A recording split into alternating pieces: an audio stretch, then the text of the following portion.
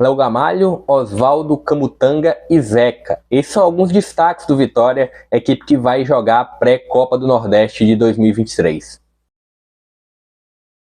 Fala pessoal, sejam todos muito bem-vindos a mais um vídeo aqui do JP Comenta, continuando essa saga de vídeos aí de guia para a Copa do Nordeste, hoje para falar do Vitória, né? Mas antes de começar o conteúdo de fato, vou pedir para você se inscrever aqui no canal, para você também deixar o like e ativar o sininho de notificações também, para receber novos conteúdos de acordo com o que eu for lançando aqui no YouTube.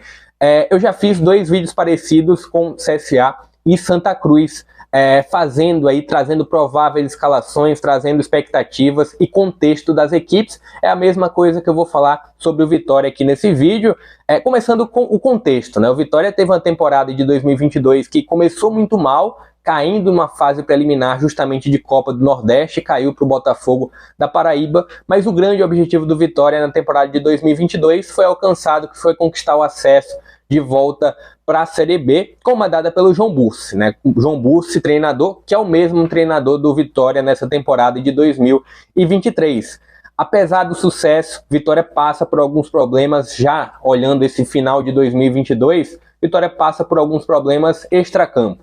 Problemas financeiros, de questões de pagamentos, né? O Vitória tem alguns problemas com o Transferban e, com isso, tem algumas punições aplicadas sobre a equipe baiana. Uma delas é não poder escalar o principal jogador, a principal contratação, o Léo Gamalho, nessa fase preliminar da Copa do Nordeste. Além dele, tem o Dankler, tem o Zeca também, outros 2 jogadores importantes que não serão escalados nessa fase preliminar.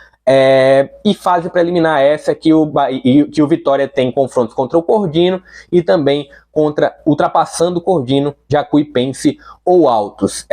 Fases que, assim, na teoria o Vitória é favorito de ultrapassar. Vitória, que é o maior campeão da competição, tem 5 títulos, o último deles já faz um bom tempo, é bem verdade, foi em 2010, e tem aí essa tentativa de, com um ano, entrando em um ano de forma um pouco mais leve, né, olhando para dentro de campo, de fato, o Vitória tem uma condição, sim, de ter uma boa campanha, mas para isso tem que ultrapassar essas 2 primeiras fases. Vitória, nesse transição de temporada de 2022 para 2023, fez um amistoso contra o Alagoinhas, né, o Atlético Alagoinhas, que é os 2 últimos títulos do Campeonato Baiano foi justamente para o Atlético Alagoinhas, e o Vitória terminou perdendo esse amistoso por 2-1.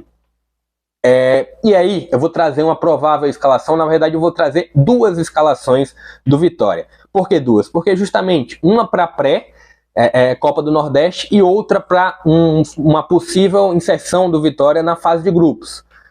Justamente com a chegada aí de Léo Gamalho, de Zeca, de Dankler, mas olhando para pré. E aí eu já posso cravar em uns 90% que vai ser esse o grupo que vai iniciar a Copa do Nordeste. Vai ter o Dalton no gol, né? Dalton é um remanescente da temporada passada. O Railan na lateral direita. O Marco Antônio na zaga, o zagueiro direito. Camutanga como zagueiro esquerdo. Camutanga que, ex-náutico, na temporada passada também participou do grupo do Atlético Goianiense. Na lateral esquerda, João Lucas, também ex-náutico. Meio de campo, um pouco mais avançado ali, os 2 volantes. João Pedro, como um volante que também pode atuar como um zagueiro. Rodrigo Andrade, jogador que nas 2 últimas temporadas atuou pelo Guarani, atua como um segundo volante. Tanto o João Pedro quanto o Rodrigo Andrade, eles podem iniciar a construção das jogadas. Então, são jogadores importantes ali nesse meio de campo.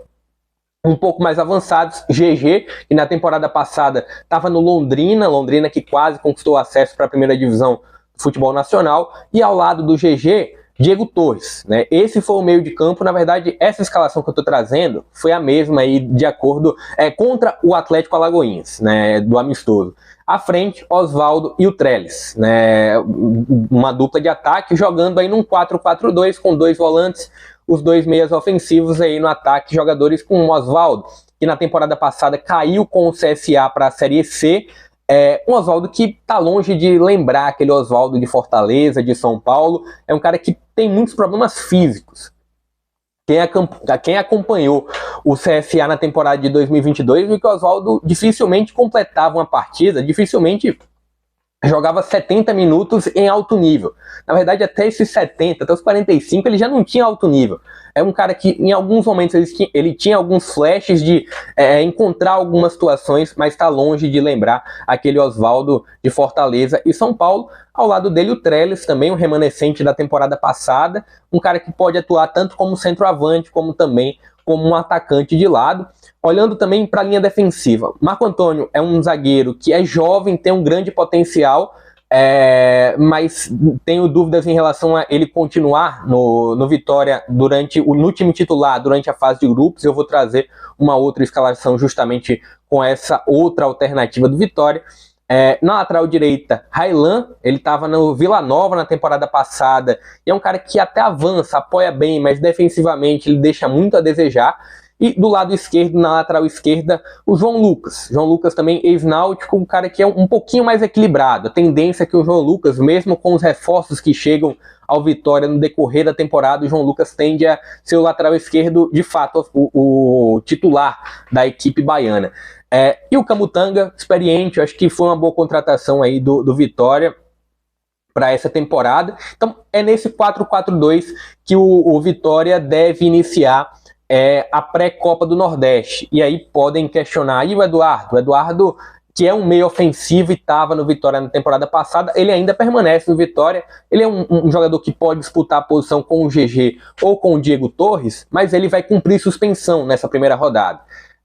Tem outra situação do Dionísio. Dionísio é um volante, mas está com um problema grave de lesão, então não inicia a temporada pelo Vitória, pelo menos não ali entre os titulares. O Blanco, outro jogador que chegou aí para o Vitória, ele estava no Atlético, é um jogador que tem muitos problemas de lesão. E aí ele chega também no sentido de estar tendo um processo aí de regularização de toda a situação de contrato para o Blanco, mas ele estando ali em uma situação física ideal, que raramente acontece, ele pode ser um jogador interessante para ser um segundo volante, para entrar no lugar do Rodrigo Andrade, por exemplo. Mas olhando a segunda escalação que eu prometi para vocês, uma escalação que aí eu já coloco para um Vitória que entra numa fase de grupos. 4 jogadores, repetindo, Léo Gamalho, Dankler, Zeca, o uruguaio também, o atacante uruguaio que está chegando aí para a equipe baiana, também vai chegar apenas depois do dia 10, né? Serão inscritos apenas após o dia 10, e aí com esses novos jogadores eu já posso projetar um pouco aí o Dible, que vai chegar após o dia 10. Já projeto uma outra provável escalação olhando para a fase de grupos da Copa do Nordeste, caso evidentemente o Vitória chegue lá. E aí eu já projeto com uma possível escalação num 4-3-3.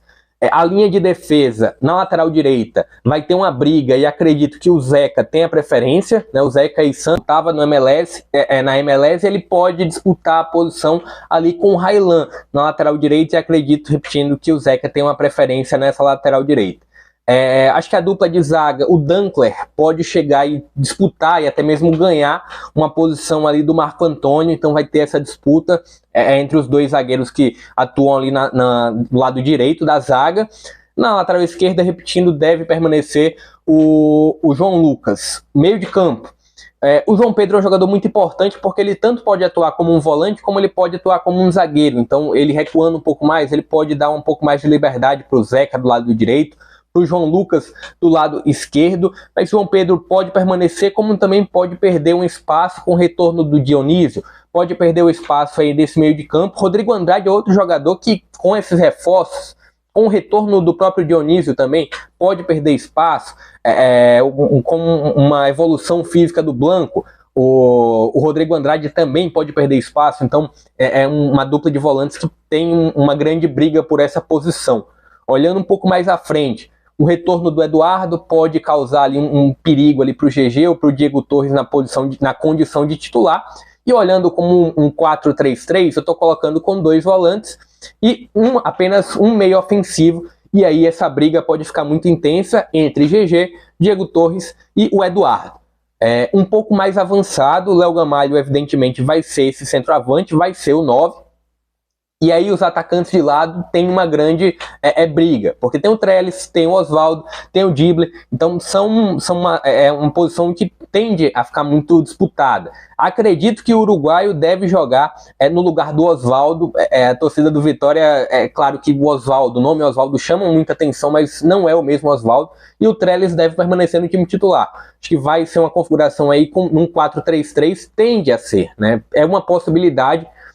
Se permanecer num 4-4-2, fica aí uma configuração apenas de o Léo Gamalho entrar dentro no ataque e ficar ao lado do Trellis, ou então ao lado do uruguaio que chega, por achar que também Trellis e Léo Gamalho ficam um ataque um pouco imóvel demais. Mas essa a minha configuração para o time do Vitória, olhando a fase preliminar e olhando também a fase de grupos. Acho que é um Vitória que tem condições de alcançar boas situações dentro da Copa do Nordeste. Olhando a primeira fase preliminar, não é fácil, né? 90 minutos, muita coisa pode acontecer, coisas inesperadas, assim como foi a queda do Vitória para o Botafogo da Paraíba na temporada de 2022, mas é uma Vitória que é favorito. Tecnicamente, ele sobra nessa primeira fase e aí chega dentro de uma fase de grupos que pode alcançar ali, chegar umas quartas de final, por exemplo. Não vejo Vitória, infelizmente para a torcida do Vitória, não vejo um Vitória tão favorito assim para o título. Daqui a pouco farei vídeos aí explicando quem eu acho que pode chegar um pouco mais alto, quem eu acho que realmente vai brigar pelo título da competição. Mas é isso, novamente, pedindo para você se inscrever aqui no canal, para você deixar o like, compartilhar o link, porque isso ajuda demais o meu trabalho. Até a próxima.